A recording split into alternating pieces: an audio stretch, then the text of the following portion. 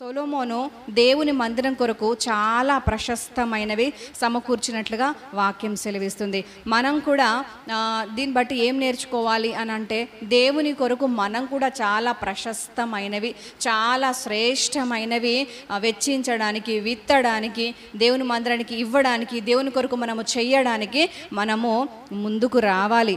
ముందుకు రావాల్సిన అవసరం ఎంతో ఉంది. దేవునికి ఏదైతే మనం ఇవ్వదలచినామో శ్రేష్టమైనవి ఇవ్వాలని మనకు దేవుడు ఎప్పటి నుంచి నేర్పిస్తున్నాడంటే, పాత నిబంధన కాలం నుంచి కూడా దేవుడు నేర్పిస్తూ వస్తున్నాడు కదా. దేవునికి మనం ఇవ్వాల్సినవన్నీ కూడా శ్రేష్టమైనవి ఇవ్వాలి. విరిగిపోయిందో లేకపోతే పాతగిలిపోయిందో, మనకు నచ్చనిదో, మన దృష్టిలో విలువ లేనిదో, మనకు అసహ్యమైందో, మనకు పనికి రానిదో దేవుని సన్నిధిలో కానుకగా అర్పించొద్దు. దేవుని సన్నిధికి దేవుని మందిరంలో ఉన్న అవసరాలను బట్టి కూడా ఇక పనికి రాదు, నాకు ఇది నా దృష్టిలో వేస్ట్ అనుకున్నది మనము మందిరానికి కానీ దేవునికి కానీ ఇవ్వద్దు. కానీ ఎలాంటివి ఇవ్వాలి? మన దృష్టికి శ్రేష్టమైనవి. దేవుడు అబ్రహాంతో అన్నాడు కదా, నీకిష్టమైన నీ కుమారుణ్ణి, నీ ఏకైక కుమారుణ్ణి నాకు అనుగ్రహించు అన్నాడు. అవును, నీ దృష్టిలో నా దృష్టిలో ఏది శ్రేష్టమైందో, ఏది ప్రశస్తమైందో, ఏది విలువైందో అది దేవునికి కావాలి. కానీ మనకు అవసరం లేనిది, మనకు ఇక నచ్చనిది, మన దృష్టికి అసహ్యమైంది మనం దేవునికి సమర్పించే వారంగా ఏ విషయంలో కూడా ఉండొద్దు.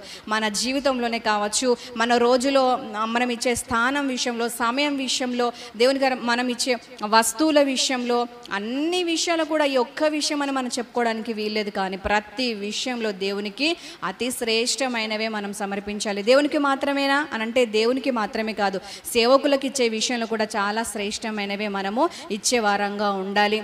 సేవకుల కొరకు వెచ్చించే వాటి విషయంలో కూడా, మందిరం కొరకు వెచ్చించే వాటి విషయంలో కూడా మనము శ్రేష్టమైనవే వెచ్చించాలి. అంత మాత్రమే కాదు, మన తల్లిదండ్రులు వారు మనల్ని చిన్నప్పటి నుంచి కూడా ఎంత శ్రేష్ట ఇవుల చేత పోషిస్తుంటారో, మన విషయంలో వారే ఒకవేళ నిర్లక్ష్యం చేసి ఉంటే మనం ఇంతటి వారం అవుతామా? కాదు కదా.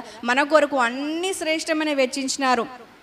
వారు తినకపోయినా మనకు పెట్టి, వారు సరైన వస్త్రాలు వేసుకోకపోయినా మనకు వేసి, ఇలాంటి త్యాగాలు తల్లిదండ్రులు ఎన్నో చేసుంటారు. అయితే వారు అవసాన కాలం వచ్చినప్పుడు, లేకపోతే వృద్ధాప్యం వచ్చినప్పుడు, మనము పెద్దవారైన తర్వాత మన పిల్లలు పెద్దగా అవుతున్నప్పుడు, ఇలాంటి సందర్భం వచ్చిన తర్వాత తల్లిదండ్రులకు ఏమైనా చేయాల్సి వస్తే మనం ఎలాంటివి ఇవ్వాలి? దేవునికి మాత్రమే, సేవకులకు మాత్రమే, మందిరానికి మాత్రమే శ్రేష్టమైనవి ఇచ్చి తల్లిదండ్రులు నిర్లక్ష్య పెట్టమని దేవుడు ఎక్కడ చెప్పలేదు.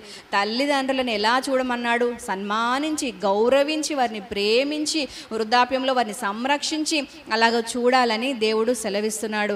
తర్వాత మరి ఇంత మటుకేనా? మరి దేవునికి, మందిరానికి, సేవకులకు, తల్లిదండ్రులకు మాత్రమే శ్రేష్టమైనవి వెచ్చించాలి. తర్వాత లోకంలో ఇరుగు పొరుగు వారికి కానీ ఇంకెవరికైనా మన ద్వారా ఎవరికి ఏ అవసరత ఎదురైనా మనము నిర్లక్ష్యం చేయాలని ఉందా? దేవుడు అలా చెప్పినాడా? లేదు కదా. మనము మన కొరకు ఎలాగ ఆలోచన చేస్తామో ఇతరుల కొరకు కూడా అలాగ ఆలోచన చెయ్యాలి అని దేవుడు కోరుకుంటున్నాడు. నిన్ను వల్ల నీ పొరుగువాన్ని ప్రేమించమని చెప్పిన దేవుడు దాని యొక్క అంతరార్థాన్ని ఎలాగ ఆయన వర్ణిస్తున్నాడు అని అంటే, నీ కొరకు ఏ శ్రేష్టమైనదైతే బాగుంటుందని నువ్వు కోరుకుంటావో, నీ కొరకు ఏ శ్రేష్టమైనది కావాలని నువ్వు ప్రార్థిస్తావో, ప్రయాసపడతావో, సమకూర్చుకుంటావో, అలాగే ఎదుటి వారి విషయంలో కూడా శ్రేష్టమైన వాటి కొరకు, శ్రేష్టమైన వాటిని ఇవ్వడం కొరకు, శ్రేష్టమైనవి వెచ్చించడం కొరకు మనము ప్రయాసపడాలి, ఆలోచన కలిగి ఉండాలి.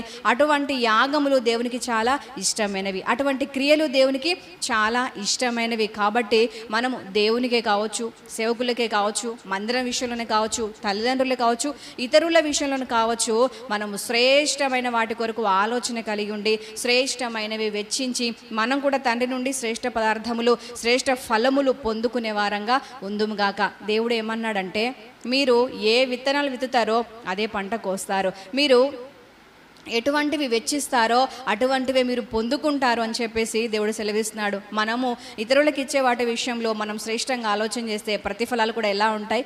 శ్రేష్టంగానే ఉంటాయి. కాబట్టి దేవుని కొరకు, ఇంకా ఇతరుల కొరకు, మందిరం కొరకు, సేవకుల కొరకు, తల్లిదండ్రుల కొరకు శ్రేష్టమైన ఆలోచనలు చేసి శ్రేష్టమైన ప్రతిఫలాలు మనం కూడా పొందుకునే వారంగా ఉందుముగాక.